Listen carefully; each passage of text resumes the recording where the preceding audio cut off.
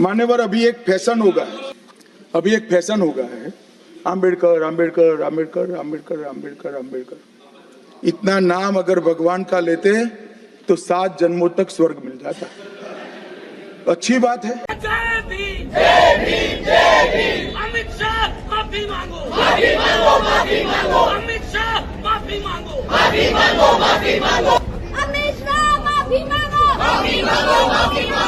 क्योंकि मरने के बाद तो जन्नत जाने की बात हर धर्म करती है, लेकिन जीते जी मर रहे हैं इस बात को सोचने वाला कोई नहीं होता है। जिस तराजू में हम बैठ जाएंगे और मेरे साथ राम बैठ जाएंगे तो हमारा वजन राम जी से बड़ा होगा, क्योंकि उस राम जो बैठे हुए हैं वो वहीं पे हैं।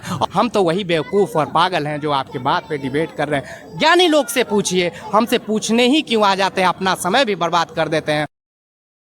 नमस्कार, मैं धर्मेंद्र कुमार, आप देख रहे हैं रनाट न्यूज। संविधान रचयिता बाबा साहेब डॉक्टर भीमराव अंबेडकर को राज्यसभा में गृह मंत्री अमित शाह यह कहते हैं कि अंबेडकर अंबेडकर अंबेडकर बोलते हैं। अगर अंबेडकर का जगह अगर भगवान के नाम ले लेते तो आप 7 जन्मों तक स्वर्ग में चल जाते। ऐसा अमित शाह की बोलना है, मेरा कहना नहीं है। हम जनता के बीच है, जनता से जानने का प्रयास करेंगे क्या अमित शाह सही बोले या गलत बोले। अंबेडकर साहेब को राज्यसभा में अमित शाह बोलते हैं कि अंबेडकर अंबेडकर बोलते हैं। आप लोग अंबेडकर के जगह अगर कोई ईश्वर के नाम लेते, भगवान के नाम लेते तो 7 जन्मों तक स्वर्ग में चल जाते। क्या सही बोले या गलत बोले?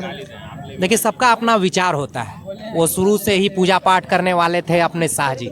वो अपने विवेक के अनुसार अपने बातों को रखा। दूसरी भी और भी धारणा है, बहुत से लोग अंबेडकर को ही भगवान मान रखे, उनकी भी एक विचारधारा थी।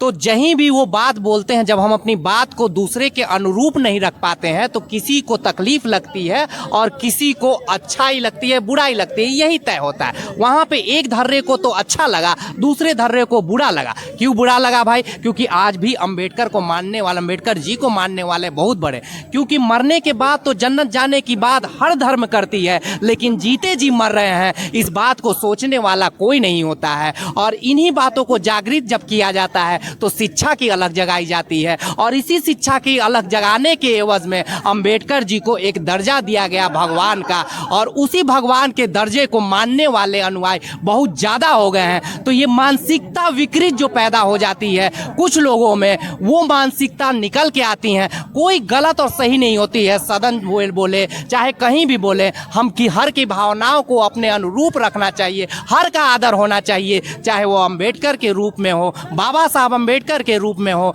या फिर अपने राम जी के रूप में हो। किसी ने अगर अंबेडकर जी को ही राम मान लिया, और राम क्यों ना हो, अगर हमारे अंदर राम है तो हम तो श्रेष्ठ मानेंगे, और राम जी भी हमारे लिए खुश होंगे, क्योंकि हम अपने अंदर राम को भी रख लेते हैं। और तुम में वो दायित्व नहीं है, तुम वहीं पे छोड़ के आ जाते हो और यहाँ हल्ला हंगामा कर लेते हो। जिस तराजू में हम बैठ जाएंगे और मेरे साथ राम बैठ जाएंगे तो हमारा वजन राम जी से बड़ा होगा, क्योंकि उस राम जो बैठे हुए हैं वो वहीं पे हैं, और हम जिस पे बैठे हुए हैं हम में राम है, तो हम राम को लेके उस तराजू पे बैठे तो हमारा वजन ज्यादा हो जाएगा। लेकिन राम भी इस बात को देख के खुश हो जाएंगे।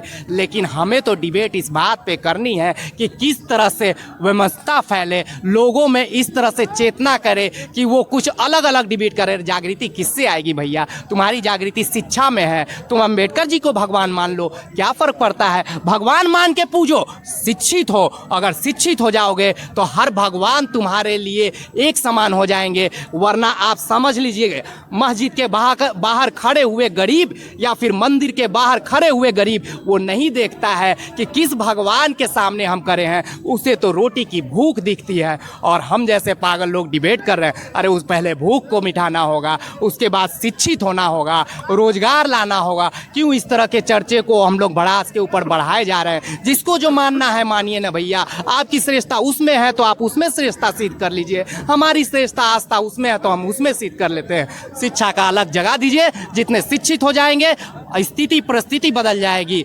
और इसी तरह के कई बातें हैं। हम तो बात तो करना चाहते थे 1 नेशन 1 इलेक्शन पे, लेकिन आज चूंकि मुद्दा है अमित शाह जी की, कौन सी इतनी बड़ी बात हो गई है कि हम उस मुद्दे को इतना तिल का तार बना दे रहे हैं? क्योंकि शायद हम पागल हैं। हम तो पढ़े लिखे के बीच में कुछ जानना सीखना चाहते हैं, हम तो कुछ अपनी बातों को विवेक की भावनाओं के रखने देते हैं। वरना हम इतने पढ़े लिखे नहीं हैं कि हम बाबा सिंह के नाम पे अपने बात को रख लें, हम राम जी के बात पे रख लें। हम तो वही बेवकूफ़ और पागल पागल हैं जो आपके बात पे डिबेट कर रहे हैं। ज्ञानी लोग से पूछिए, हमसे पूछने ही क्यों आ जाते हैं, अपना समय भी बर्बाद कर देते हैं और हमारे लिए तो कोई समय का कदर नहीं, क्योंकि हम तो पागल हैं। एक लाइन में बताइए कि सही बोले ही अपमान किए हैं। अपमानियत और सही की बात जो आप बोल रहे हैं, यही बात हम बोल रहे हैं। एक लाइन में जवाब दीजिए। देखना एक ही बात होगा, अगर एक अंश को आप देख लीजिएगा तो जो उस पार्ट को देख रहे हैं वो अपमान की नजर से हो जाएगी, लेकिन वो पीछे के अंक में अगर कोई जोड़ देगा तो वो सम्मान उसको जोड़ने लगेगा। तो आप देख लीजिए, अपमान और सम्मान का शायद मिश्रण हो गया है ये।